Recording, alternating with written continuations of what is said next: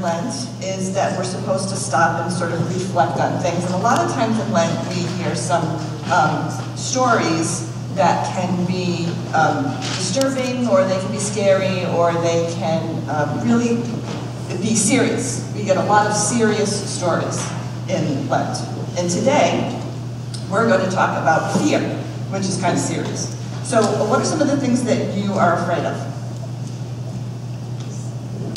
Anybody? Nothing? You're not afraid of anything? Good for you. Go for it. Yes? You're afraid of spiders. I'm with you, buddy. Oh, boy. What about you? You had your hand up. Afraid of other people? Okay. People that are not so nice? Sometimes? Yeah? That's good. Anybody over here? Yeah? Snakes. Yes. What? Snakes are your favorite animal, so you're not afraid of snakes. I used to have one in my dining room. My mother kept it. She was a little different. But that's all right. It was behind glass, so you don't have to worry. Well, one of the things that I'm afraid of is water. I'm afraid of having water over me and not being able to breathe. But one of my favorite things to do is scuba dive. I know, go figure. Do you know what scuba diving is? Yep, what?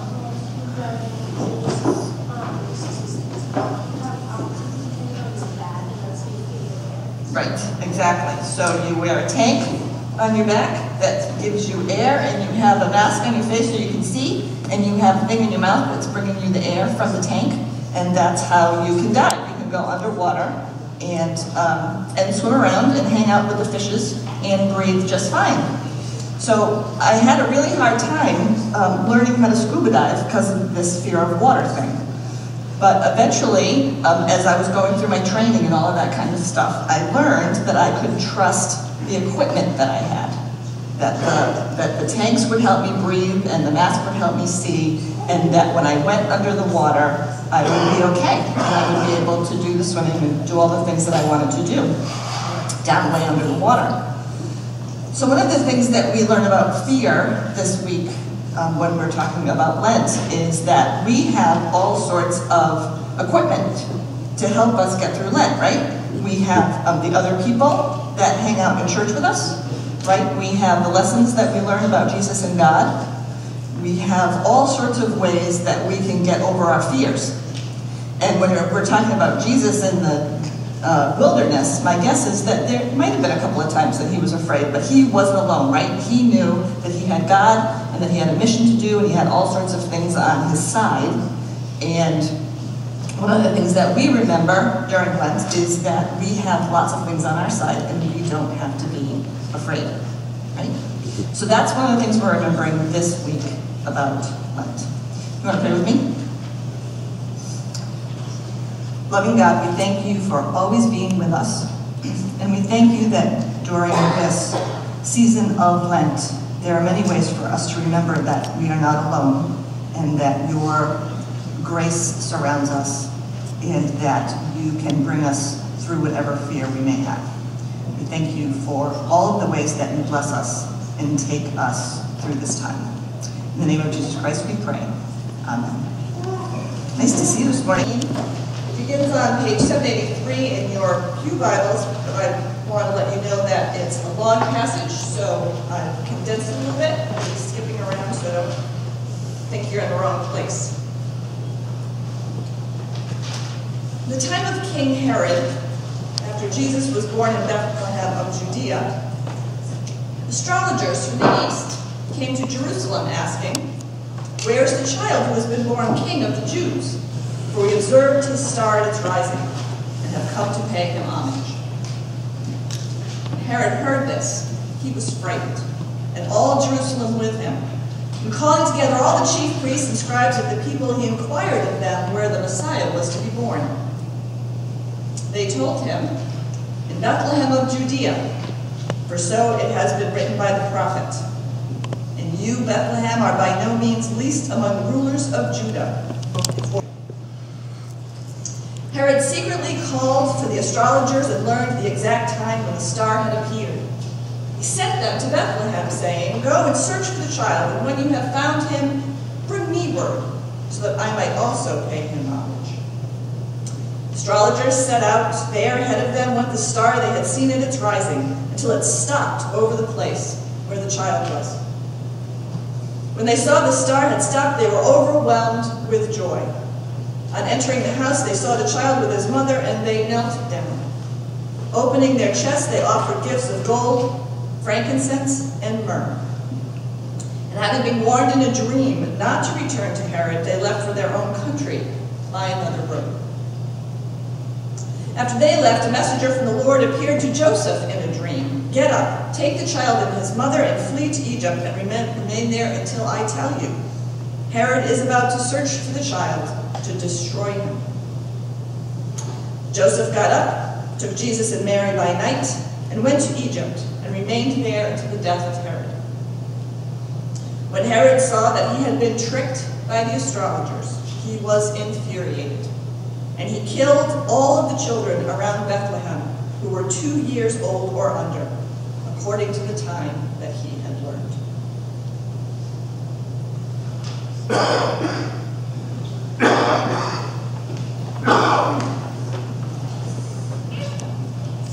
Please pray with me. Loving God, speak to us that we might hear the words that you need us to hear on this day. And be with us as we seek to do your will, now and forever. Amen. Well, here we are in the midst of my favorite season of the year. This is the time when we start to focus on things like right versus wrong, light versus darkness, hope versus fear, try to drag us down with fear.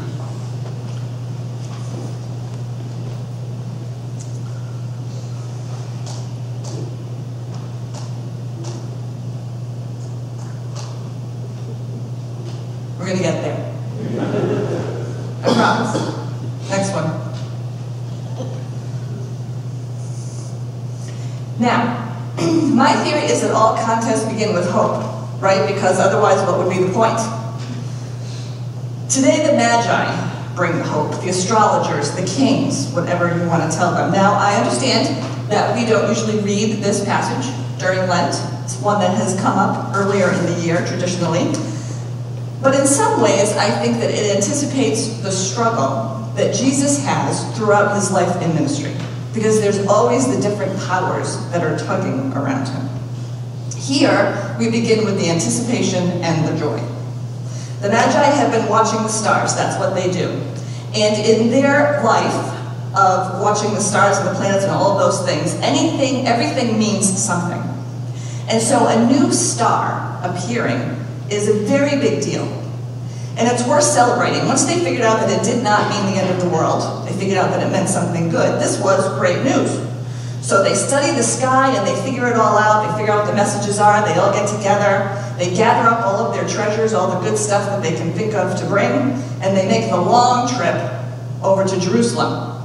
As we know, scholars think that because of all of the hints that are given in the text, that the Magi arrive when Jesus is about 2 years old. So imagine now that you are a learned person of royalty, okay? You depend on the stars, you've done all of this studying, and you have determined that somewhere over there, near Jerusalem, there's a new king. And you feel like, as a royal person, you should go and pay respects to the new king, right? That's what you do, you want to make sure that all the countries get along. So where would you go? If you're going to look for a new king that you think has been born, where would you go? Would you go to the palace where the current king lives? Maybe he had a baby? I mean, where else would the baby come from, right? So they go to Jerusalem, where Herod is hanging out, only to find out what? Herod does not have a clue what they are talking about, and Herod does not have a new baby. But the Magi are still hopeful. So they do a little more research. Herod's scribes and all of those different advisors figure out what's going on. They figure out that where they have to go is to Bethlehem. So they pick up their camels and their treasures and they go to Bethlehem. Then they see Jesus in the house with his mother, and something tells them that this is the king they have been looking for. We don't know why they decided this. Maybe it was because the star stopped. Maybe there was another sign that we don't know about. What we do know is that they worship, they give their gifts, they rejoice. This is a celebration. This is a happy, hopeful story.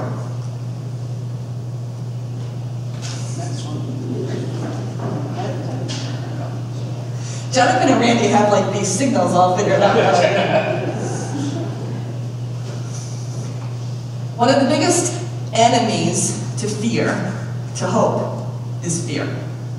And that's what happens next in our story very quickly. The scriptures tell us that Herod is frightened. Anybody know why Herod is frightened? Could be because he's afraid that there's a threat to his kingdom, his being able to be the ruler. Maybe he is afraid for his children, that they're going to miss out on being the rulers. We also are told that all of Jerusalem is frightened with him. Why would that be?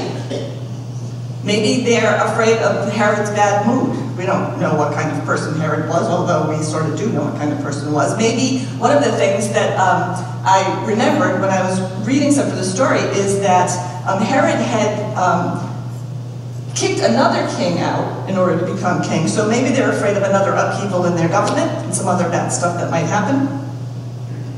The fact is that the people in Jerusalem and Herod, none of them know what it all means. And so their ignorance leads to their fear. Then there are the Magi and Joseph, who are afraid for another reason. They are warned separately by messengers from God in dreams that Herod cannot be trusted and is a danger to them. So the Magi go all the way around the long way to get back to their home, avoiding Jerusalem and Herod. And Joseph takes his family into Egypt, where they stay for several years, because Herod dies about 4 years later. Two kinds of fear in this story. There's fear of real danger, which causes you to flee, to save yourself, to get out of the way, to protect your family, to avoid the confrontation, to run if you can't win, to do the noble thing, and to get out. And then there's fear from perceived danger, stuff that you think is going to happen to you. The fear that leads to anger, the fear that makes you take it out on others, to blame everyone else for your insecurities. Herod is furious. And so he wants to make sure that everybody knows that he is in charge, and he kills all the male children under the age of 2, hoping to end the threat to his power. This is the worst kind of fear. It is destructive, is vindictive, is not interested in a solution. It seeks to conquer everything that is not understood or can't be controlled. Lent is about that kind of fear. Fear which tries to drown our hope. The darkness of a soul which tries to overcome all of the light that we get from love. The fear which makes us susceptible to being lost and sometimes to giving up. During our season, we are looking at these people that are working against each other, and we're thinking of these contests, these life contests. And Erica and David have written some music, which we started hearing last week. So again, I would invite you to come up. Randy's going to show the refrain and the verses. The congregation is going to sing the refrain. David's going to sing the 2 verses, and then we will sing the refrain again twice. Ready? Give me